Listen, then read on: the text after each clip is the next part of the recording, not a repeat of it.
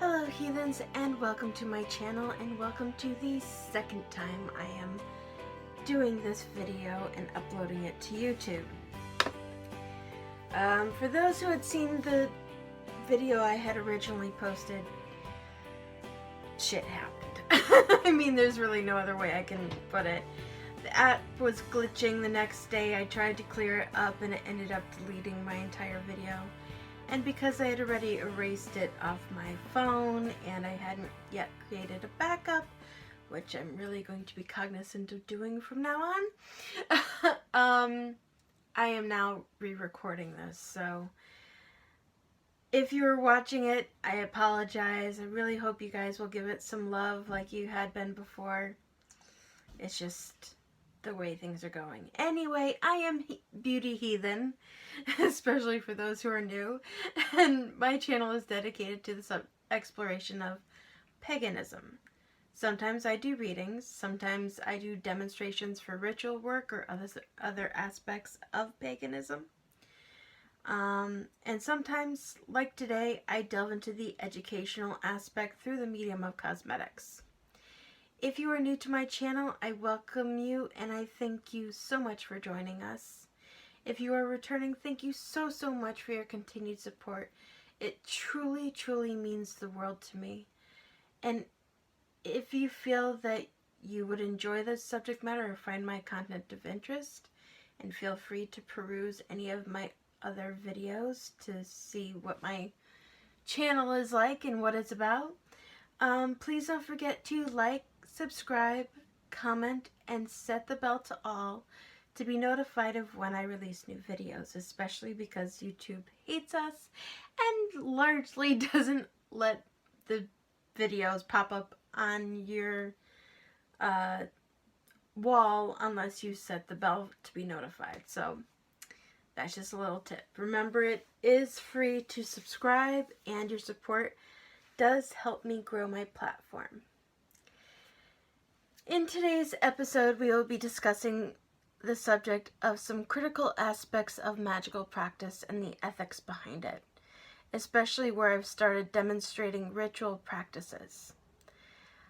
I really feel that now is the time to really delve into this subject matter. So if you're just tuning in, I highly recommend you might want to grab a pencil and paper or a notebook if you want to take notes.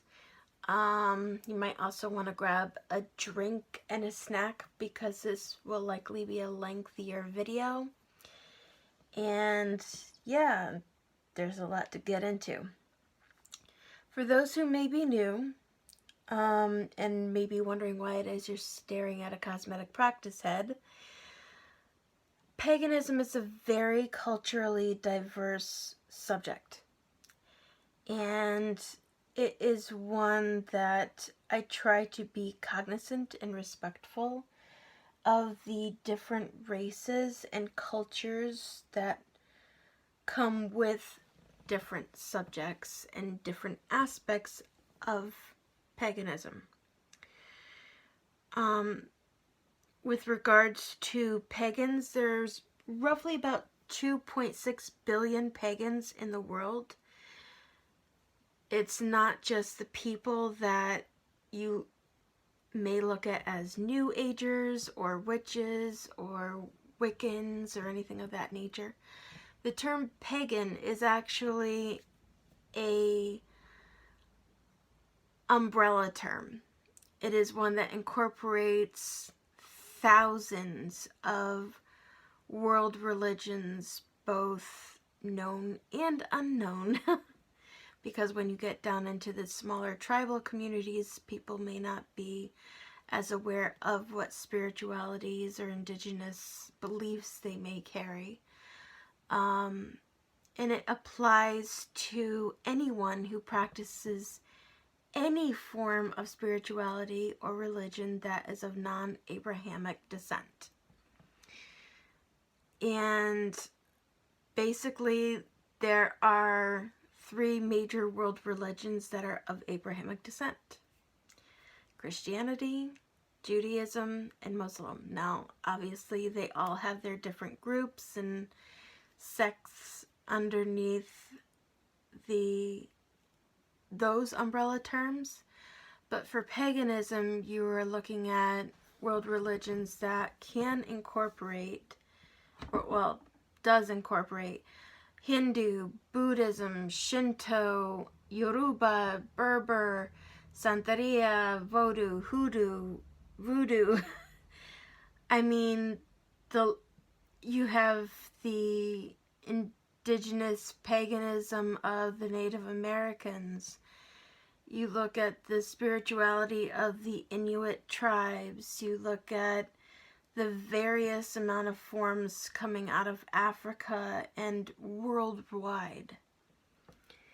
To get more information on that, you might want to check out my much earlier videos where I actually went into how world religion evolved and came into be what we know of it today. It basically followed a very linear process from ancient animism to shamanism and totemism to polytheism and then monotheism. But I go into all of that in earlier videos. So as such, as you can probably tell, I am pasty white as hell. And I am not going to attempt to try to mimic anyone of another race or culture. So this is just my way to try to be respectful of that, and it also allows me to be more honoring of ancient cosmetic practice, because it's actually thanks to our earliest pagan ancestors that we have cosmetics today. It was the ancient Egyptians who discovered that crushing beetles came out with red pigment, among many other forms. Onions developed certain pigments. Indigo were the blue and violet colors. But even before then, even more ancient ancestors had painted their faces and discovered pigments. They used to do cave paintings and paint their faces or their bodies for spiritual reasons, like protection, or when they were trying to call upon the spirits. So, all in all, the artistry of cosmetics that we have today stems from a very spiritual beginning. So, before I get into the subject at hand, which I think I just screwed up my script. No, I just scrolled too far. In front of you, you see obviously a cosmetic practice head.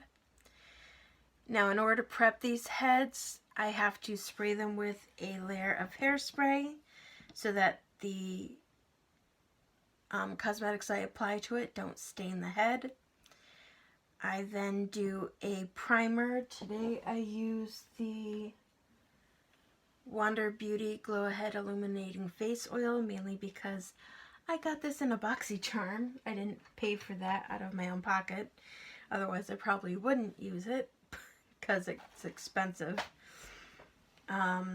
Any cosmetics that I have in front of me, I have bought with my own money, either through BoxyCharm subscriptions, Ulta Beauty. I have been through a wide array of different types of products, and very few products actually work with these heads because they do not have skin texture.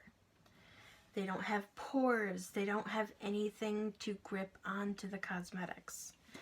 So between the primer and then the foundation, which is LA Girl Pro HD coverage in the color Dark Chocolate, which I have to buy more of because I'm almost out. Then I did Ciate London setting powder, which was another BoxyCharm thing.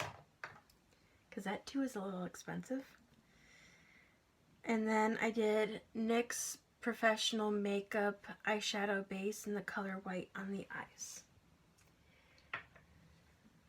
And with that, the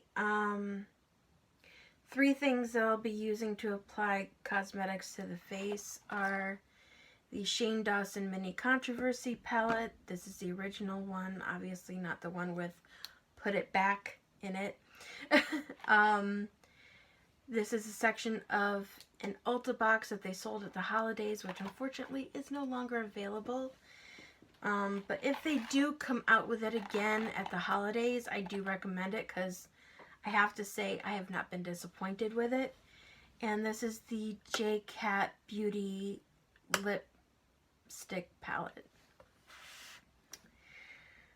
Okay, now that I've gone through all the cosmetics, the introductory stuff, onto the meat and potatoes of the actual video. And to start, I don't do things in any sort of order that you may be used to. I generally start with cheeks, then highlighter, then I go to the eyes, and I end with the lips. And I'm using my dirty brushes that I used the first time I did this video, because why not? I'm using all the same products and colors, I hope. We'll see. So I'm going to use the matte rose blush, likely the rose gold highlighter, and then we'll go through the eyeshadow colors and everything as I get to it. So when it comes to magical practice, each practitioner needs to develop their own set of values to guide their magical practice. And these may evolve over time. And actually, they should, because as you learn new things and you learn new techniques and you educate yourself more, your process of practicing your spirituality should evolve with it.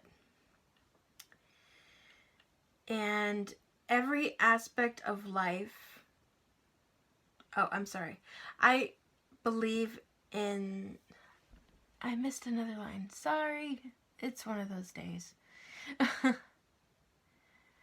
There it is. I personally consider myself a gray witch. I believe in the light and the dark of everything. Every aspect of life, magic, nature, has good and bad, and the yin and yang. Now that's not to say that dark is evil and light is good, because I can tell you that practitioners of whatever energy wavelength, which is all that really is, can practice either beneficial or baneful magic. I tend to be on the lighter spectrum, although I've become more gray as I've gone through the process of doing my shadow work and really delving into self-healing. Whereas my best friend tends to be a darker energy wavelength magic practitioner. And just as I do healing, and sometimes I will do a little karma spell here and there, she does the same type of workings. It's just two sides of the same coin.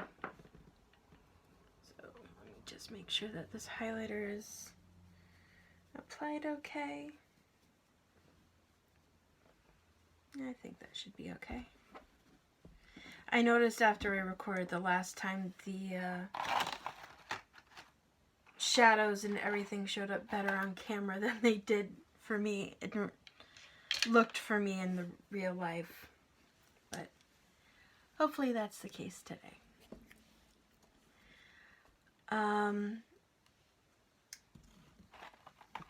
These are some theories of magical ethics depending on your practice and belief system. Now, in Wicca, for example, there is the Wiccan Rede, and many believe in the threefold law, but there is some debate on the literalness of this law. In Christianity and many other religions, they all have some form of the golden rule, which is generally do unto others as you would like done unto you. In Hindu and Buddhism, there's the belief in karma. The sum of one's actions now and in the past, even past lives, comes back to us and decides our fate in the present life and future lives thereafter, because they believe in reincarnation. And I'm going to start with Cry on My Couch as the base color for the eyes. Now,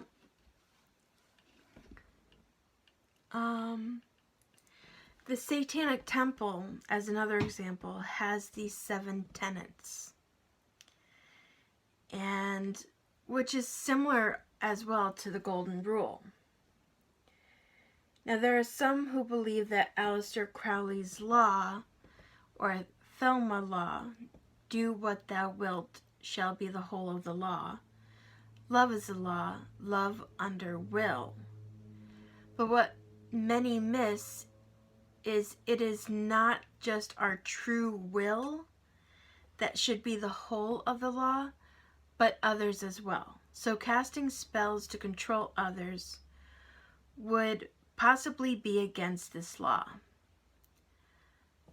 Thelma has 4 duties, and I may be mispronouncing that. I am not a Satanist by any means or nature. I'm just giving examples of different forms. The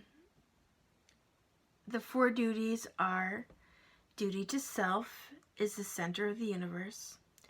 Duty to others, to eliminate the separateness of others and to avoid influencing the will of others. There's duty to mankind, avoiding going against others. True will, crime, and keeping the liberty of others. And finally, the duty of other beings and things. Be aware of using resources. Don't overuse. Try to leave a small footprint. Respect nature, animals, and so on.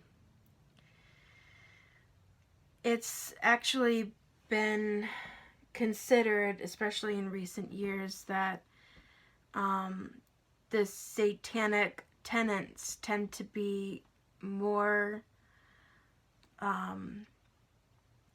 just and what's the word I'm looking for? It just went out of my head.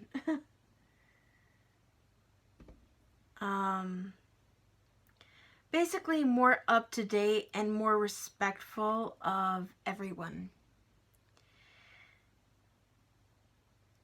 Many Satanists are frequently the ones who show up to help protect people, or they'll frequently show up to bring kids gifts while they're in the hospital or things of that nature. They tend to be a very giving group of people. They don't even really believe in Satan for the most part.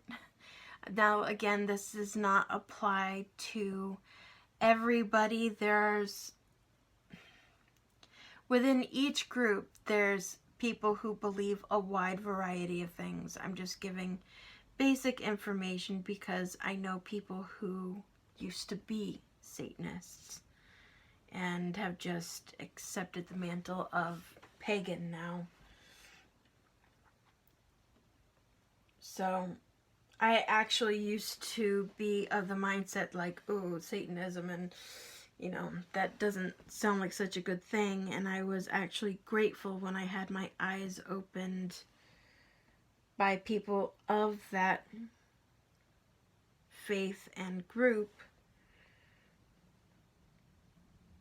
who were kind enough to inform me as to what it really means, and not, you know, the fear-based knee-jerk reaction of the title of what they are. So I'm just trying to lay down a little bit extra of this color because the eyeshadow base is just a little stickier than I would like it, because I had to apply it a little bit differently today. So just trying to make sure that I'll be able to blend things a bit.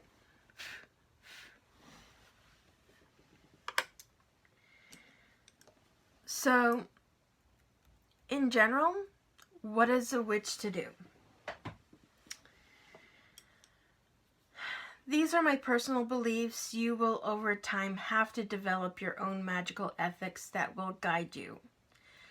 I personally believe that we are allowed to protect ourselves and what is ours.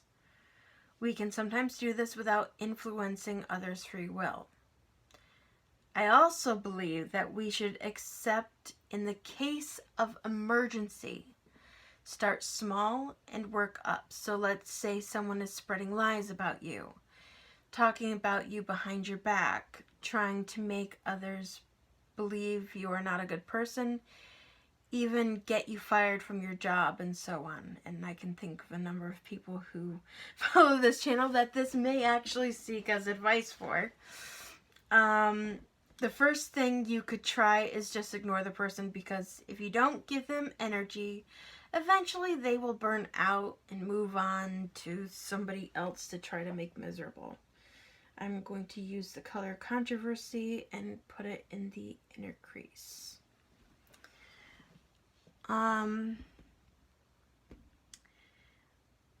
But if it gets to the point that it is going to affect your livelihood or family, there are various things that you can try. Let me just get this on a bit. Still a little tacky. The first ritual you can try is a simple banishing spell. The next level after that, if that doesn't work, is a return to sender spell. The important step is to make sure to seal this one for once the person learns their lesson, and that it doesn't, hang on. I could have edited this better. Seal the spell for once the person learns their lesson, it doesn't keep going to the point that it returns to you. Because part of what you need to realize is that you never, especially if you are doing any kind of karma workings or anything of that nature, you don't want the punishment to be greater than the crime.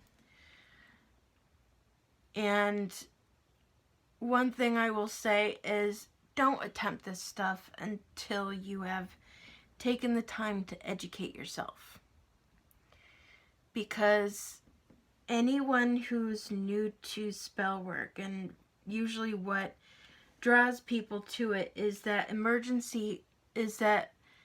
immediate hope of, well, if I do a ritual, I'll have immediate gratification and it'll work and my life will be better. And that's not actually how it works. With ritual work, you really have to study and take your time and educate yourself. And it takes years. It's no different than if you were to convert to any of the world religions such as Christianity and Judaism or Muslim. Even in those religions, you have to go through a process to learn things and become educated, so that when you go to practice what you wish to do, you do so in the correct way. Magical practice is no different. It's not something you should ever enter into if you're looking to do it for fun or just dabble around with it. It is a serious spiritual practice, and you should be respectful and mindful of it as such. But I'll go more into that in a little bit. Now, with regards to baneful type of magic where you are punishing somebody for something that they have done wrong and they're not learning their lesson on their own, you really don't want to do something that will come back and bite you in the butt. And I'm putting exposed on the eyelid. I had put a little bit of controversy on the eyelid as well. I'm just adding exposed as a paler purple color. Because if you do something that is extraneous, you run the risk of it bouncing back at you. And while not all magical practitioners believe that, it tends to be one of those things that I've noticed time and again, that people are like, I'm just gonna do this and forget about it. And it doesn't usually work out well for them from anything that I have personally witnessed. So just take that as a warning. Another thing to be mindful of is those types of spells, like banishing spells, return to sender. These are higher level magic. So you have to be sure to shield yourself and how you direct your energy and thoughts. You have to make sure that you focus it correctly. You have to make sure that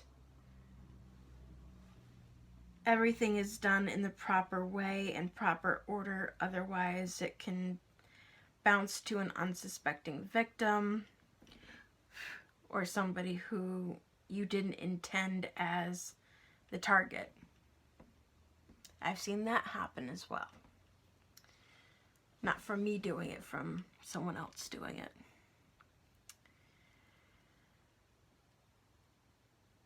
Another option that you can try is a truth spell, whether for the person to tell the truth or for them to reveal the truth. These are the gray area because you are technically encroaching on the free will of others. So you must be careful here and decide where your personal line is. There are more powerful banishing spells depending on the situation. You will have to do your research and decide what level of spell is needed to help you with the problem. Or you can always message me via any of my social media platforms, and I will do my best to guide you accordingly. Now on to love spells. I've already created a video about this subject in particular. My personal take on casting a spell for someone else to either fall in love with you, stay in love with you, or so forth is, do you really want someone who doesn't love you? You deserve better than that. The second thing is a spell that controls the free will of others does not last long without constant work. And who really has the time and energy to do anything like that? It is draining, it is exhausting, and it is not something that you really ever want to do. Because no matter what, in the end, free will generally always wins out. I'm putting my boyfriend's purse on the inner corners.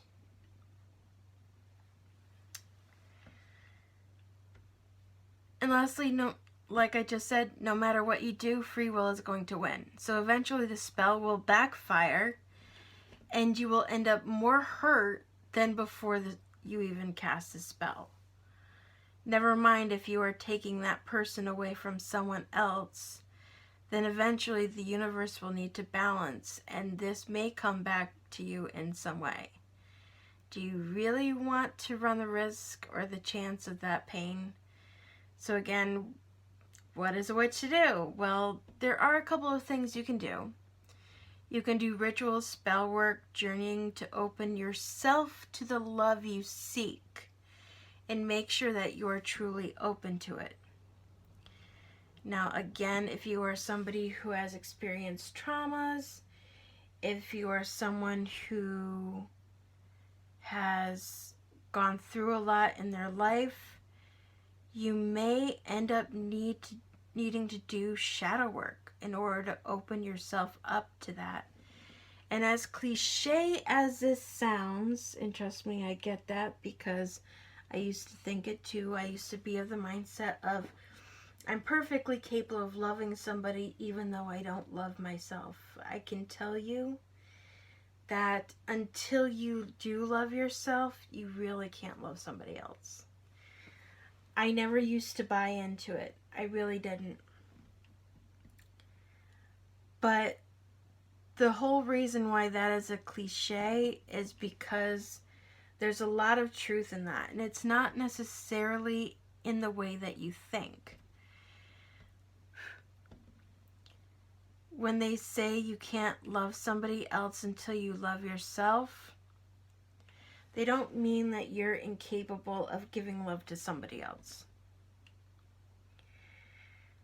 What they mean is that until you recognize your personal worth and what you deserve and are able and willing to stand up for yourself and advocate for yourself in any kind of relationship, you are not going to have that equal footing with the person that you love in that relationship.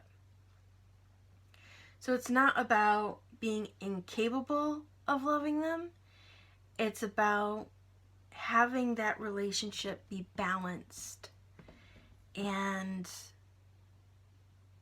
beneficial for both parties, because the last thing you want to do is, if you do love someone, is drag them down with your own self-deprecating thoughts or your own self-deprecating views of yourself and have them,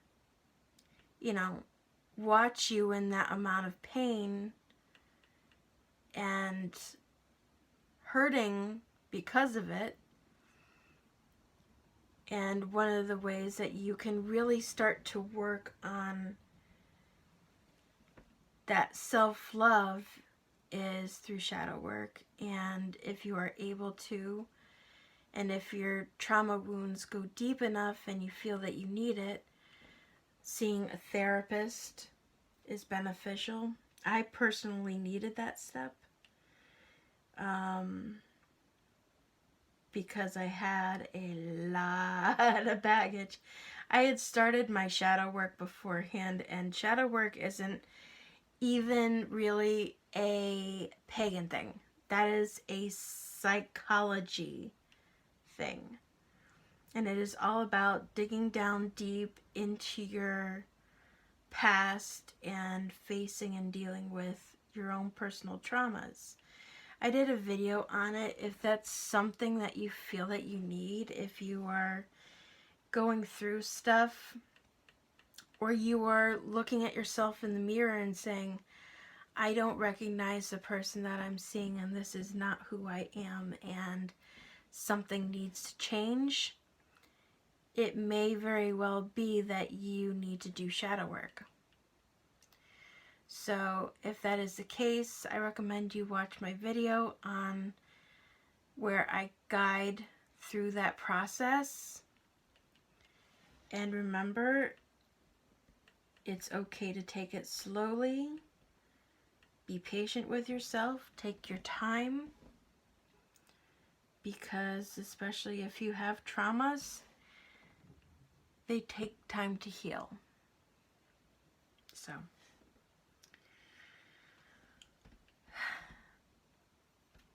I would not recommend doing love rituals or anything of that nature until you have dealt with the sludge that you may be carrying around, and allow yourself to deal with it, heal from it, release it, and then open yourself up to the opportunity of love. Because until you do, you're just going to attract the wrong people, and people who aren't necessarily going to be the best for you.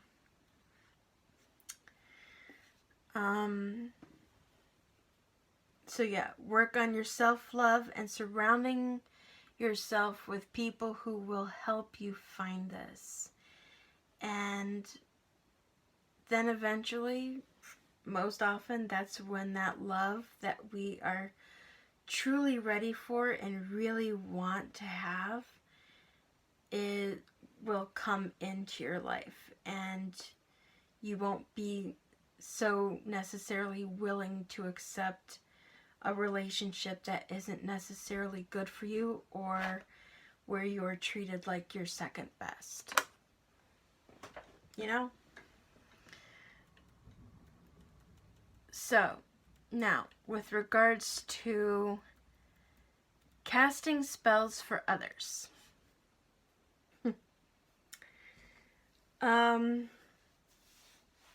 What about charging money for casting spells or teaching? My personal belief on casting spells for others is along the lines of, if you teach a man to fish, you feed him for a lifetime. So for me, this means that if a person is able to, such as they're not in an abusive environment where they are going to be targeted if they try to pursue this kind of practice, if they're not sick in the hospital, if, they're not in some special circumstance situation where they can't do it themselves. Perhaps they're in a super religious household, and if they tried, they would have a lot of difficulty. If they're not in any of those circumstances, they should do their own spell work. That's part of the reason why on my channel I give you the instruction how to do things yourself. Because no matter what I do for you, what you do for yourself and the energy that you personally put into things is always going to be stronger than if I do it for you. And it doesn't matter if you are brand new or have been practicing for 50 years. It's still going to be the same story. The spell or ritual will be stronger if the person that you teach puts their own energy into it. The seeker is going to put more energy into the spell or ritual because they are the ones seeking the outcome, be it you're trying to release something or be it you're trying to attract something to yourself. If someone truly needs a spell or ritual done, such as a healing spell because they are sick, I do not believe we should be charging for those. Those are special circumstances. If you have watched earlier videos, you can see that I have done a number of healing rituals on my channel for other people, for other communities, in an effort to help, especially during this global crisis that's currently going on. And I've bought the materials myself. I've prepped everything myself. I've even called on my audience to channel their energy into the candles as well to help out. But when it comes to somebody who's sick, I feel that that's a special circumstance. Those should be given freely, without expectation of reciprocity, without placing demands on them. When people are sick or desperate and in need of help, especially where they may not be able to necessarily afford things right now, remember, putting good things out into the world eventually comes back to you in some way. It may not be from that person, but the law of attraction is there for a reason. The kinder you are and the nicer you are to people, the more that same energy gets magnified and comes back to you. I'm not saying you shouldn't ever charge for anything, but I'm just saying try to be a decent person, especially in your magical practice.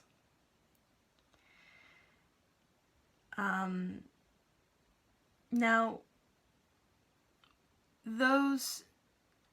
what about charging for writing a spell or charging an amulet? Not charging money for the amulet necessarily, although what that means is putting energy into an amulet to draw things of a certain purpose. It could be you're charging the amulet for protection, drawing money, anything of that nature.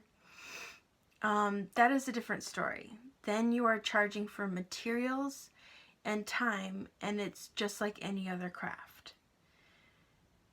You are then charging for your energy that you're expending. But people need to understand that belief in their energy needs to be given and can influence the outcome no matter how much of ours, the universes, we put in. Because again, they are the ones invested in the outcome. So in the end, no matter how powerful we are as a witch, if you believe a certain outcome will happen, it will. Or if you influence it with your free will, that is the strongest. Be it teachers, healers, readers, mediums, they all charge because they need to feed their families just like everyone else. It is their craft, just like any other craft. They have to be paid for courses, certifications, and many must pay for space. That said, we should charge a reasonable price. You should never pay a price you can't afford. And believe me when I say there are predatory magical practitioners out there who, when you are desperate and in need of help, they take advantage of it, and it's not okay. It's not okay. I find it personally egregiously disgusting, and that's partially, again, why I've started this channel, why I've been teaching you guys how to do things yourself, because I try to go about it in such a way such that I've been personally in the position of having no income. And I know the struggle of having to choose between paying bills, doing all the things that you need to do, being able to feed yourself even, and having to make those hard choices and sacrifices. So I try to guide you guys not only how to do things, but how to do things in an economical way, because I don't believe in paying astronomical prices for something you can either do yourself or obtain items in a less expensive manner. It's why I've shared some of the places that I purchase my own supplies from, because I can get them somewhat cheaper than if I were to go to my local pagan store, although I do patronize my local pagan store often because I like to support local businesses, and they have things that I can't necessarily get from the botanicas that I order from. So, you find these different ways and these different places where you can get the things that you need and the things that you want. And if you can't afford a botanica, if you can't afford going to your local pagan store, go to the frickin' dollar store. I can't tell you how many witches go to the dollar store for their candles and for things that they need in their craft, because it just makes it a little bit easier and more affordable. I even submitted a video up today on how to make your own oracle cards, because the decks are expensive. And if you want to start a divination practice and you can't afford decks, that might be a good place to start, and something to work on, especially while you have the time to do it. So, if you ever need help and you go to a practitioner or you go to a reader and they try to charge you a lot of money to help you, walk away. There's always an alternative. There's always another way to go about things, and I guarantee you there's going to be a way that you can accomplish the same end result for a lot less money, and from somebody who's going to be an ethical practitioner and either help you cast it yourself or charge you a reasonable price for the goods that they provide you with the spell kit, any amulets they may provide you. But again, you can always research and learn things on your own. And while there is a lot of misinformation out there, there are practitioners like myself, and I'm not the only one, who are willing to help guide you and give you the accurate information and assist you, because we don't want to see you guys fail.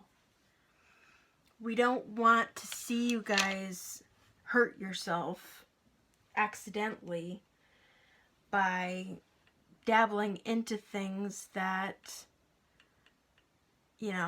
might not be a wise place for you to go, especially when you're new into the practice. It's why so many times, if you follow pagan pages, you will see a lot of practitioners, when there are new witchlings, as we call them,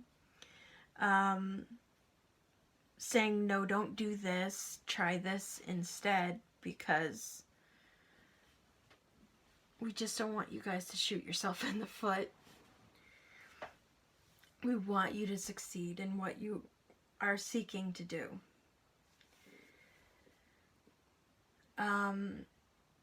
Yes, it will take more time if you research things on your own, and yes, it will take more time if you develop and hone your craft. It does take years, but you can do it. And I personally believe, never pay for someone to cast a spell, because it won't work as well as if you do it yourself.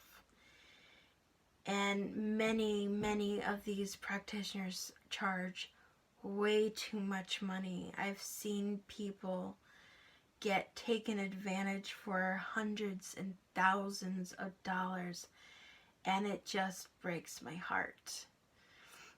Paying for spells someone else wrote, a spell kit with the items you may need, a charged amulet, or someone to teach you or guide you the proper spell, is a different situation than someone taking advantage, It's no different than if you were going to school and you needed your textbooks and all that kind of stuff.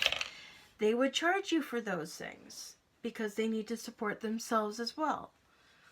That's a reasonable thing as long as they're charging you a reasonable price for that. That's all I'm saying. And if you are a magical practitioner and this is something that you're looking into doing professionally, like I'm hoping to eventually, that's one thing you should keep in mind.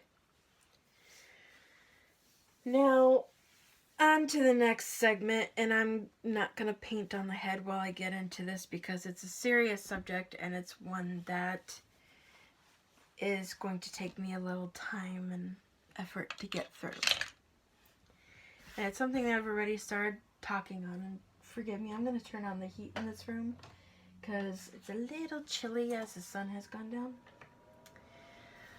But in addition to these aspects, one critical part of magical practice is not to enter into it if you are just dabbling.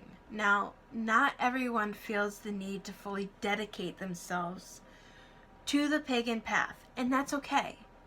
There are people who are Christian, Muslim, Jewish, who incorporate some magical practice into their religious aspects so they don't go through any sort of ritual or rites of dedication, be it self-dedication or with a coven or a group of any kind, because there are rites of initiation depending on which religious practice you do.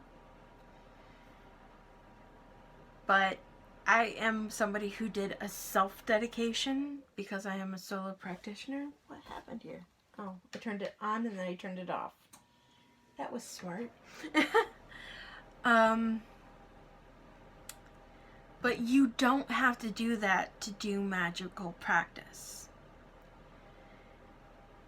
But if you seek to do any form of ritual work, it is important to take it seriously and not make light of it or enter into it as a joke, because things will backfire on you if you do.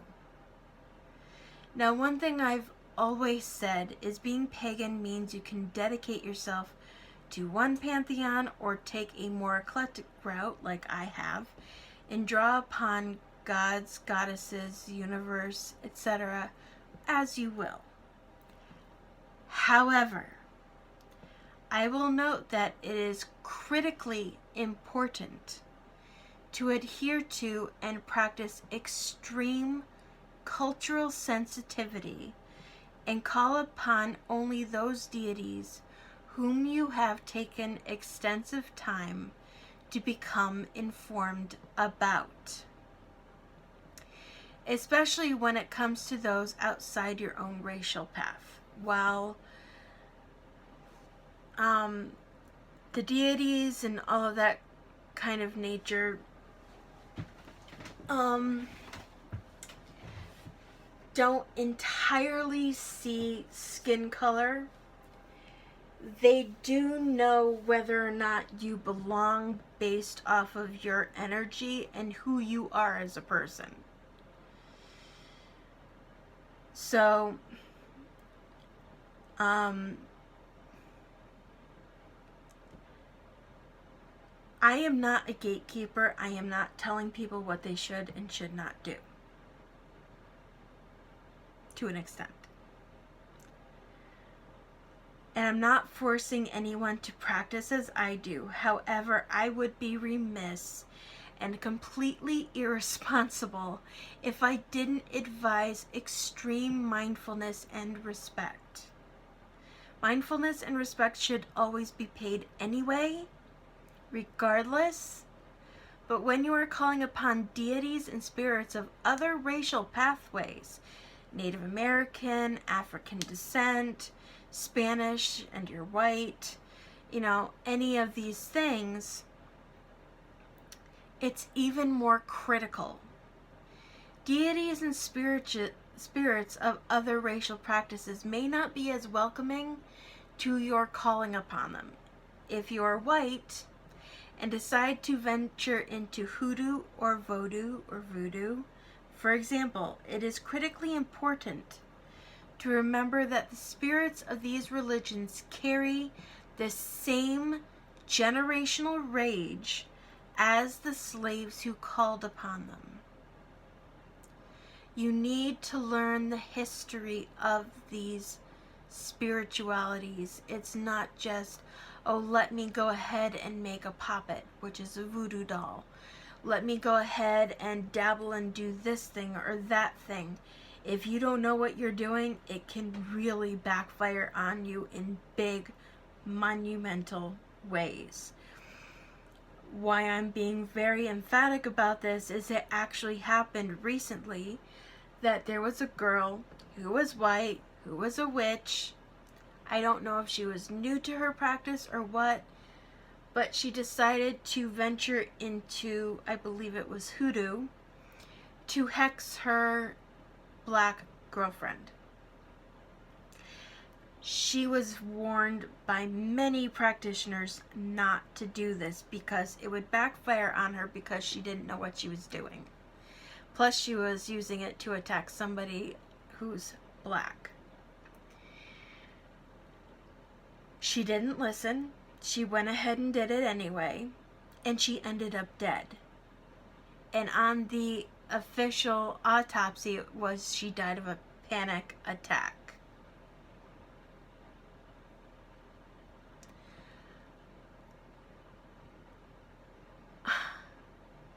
It just blows my mind.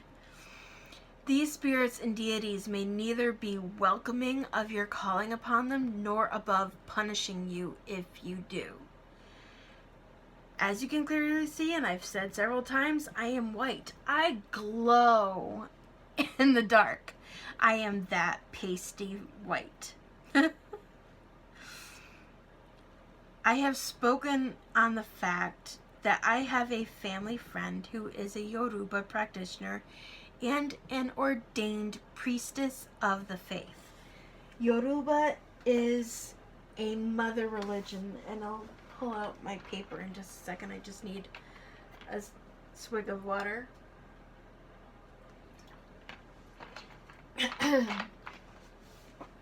Because this is the paper I use a lot when I'm coming up with content.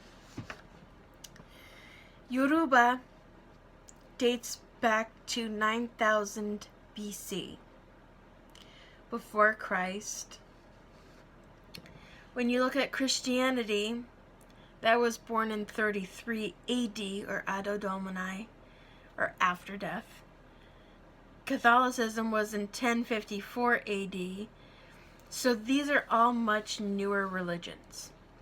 Yoruba, by comparison, is a very ancient mother religion, and it descends from the proto-Nostratic spirituality and animism that also gave birth to things such as Proto-Indo-European, the Germanic polytheisms.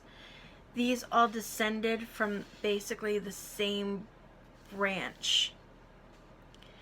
When you go over here, you descend and look down the Hispanic line, and you can see things such as Santeria,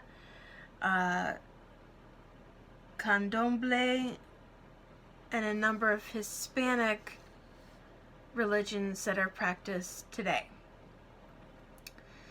But what you don't see on this paper is a lot of the spiritual practices that are incorporated in some of the Hispanic line of spirituality, especially in things like Santeria, tie back to Yoruba. Yoruba descends down into African polytheism, which there are so many tribes, so many different belief systems. It would be very difficult for anyone to catalog them all. But they share a lot of the same deities. And these deities, no matter what they're called in the different groups, are primarily referred to as orishas, but you may also hear them be called the Ifa or the Iwa. It really depends on the spiritual practice.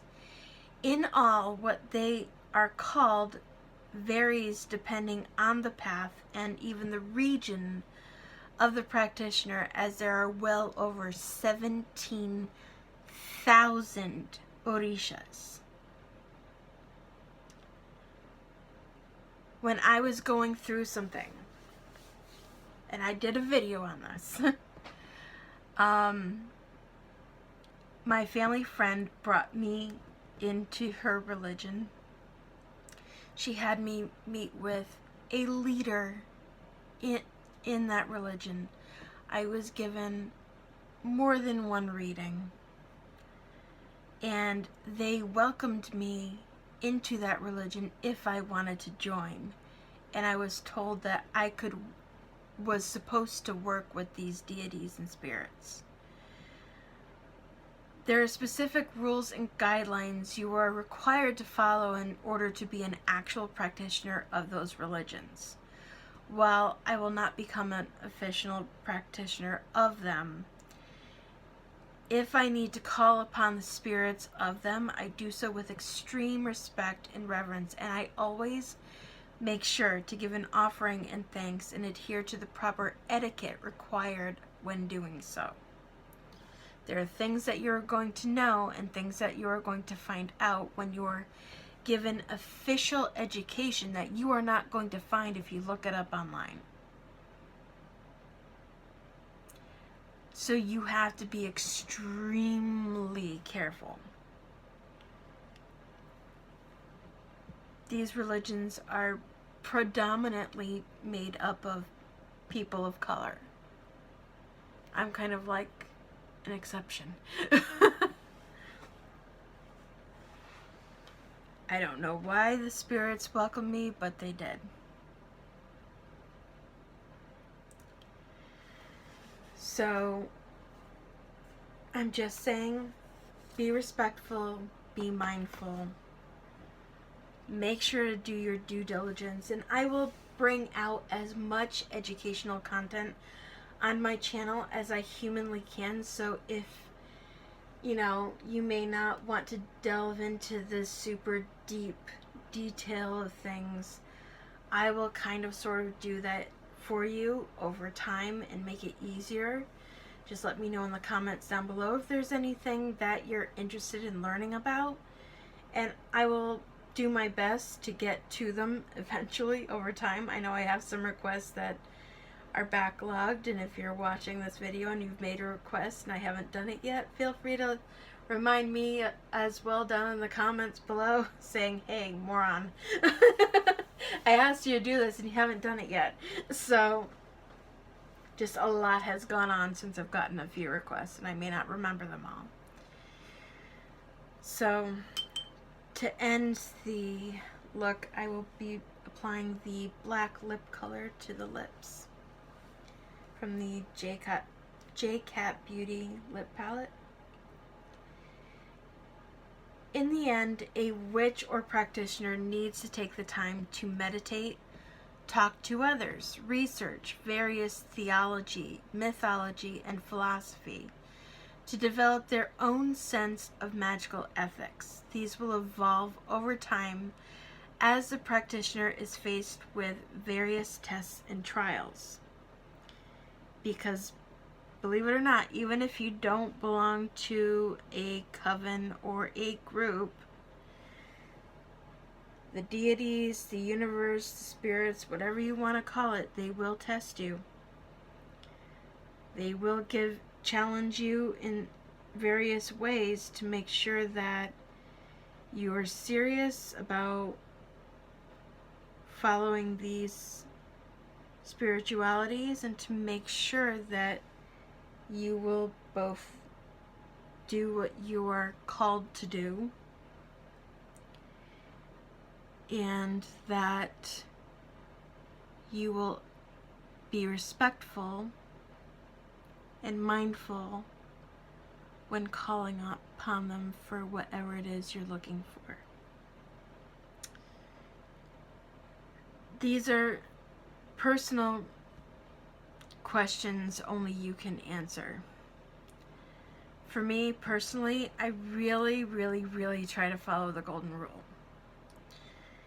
In one way or the other, treat others as you would like to be treated. I also believe in balance. So I know if I put out negativity is going to come back, because to be quite honest, it has to go somewhere. It can't just stay lingering out in the universe.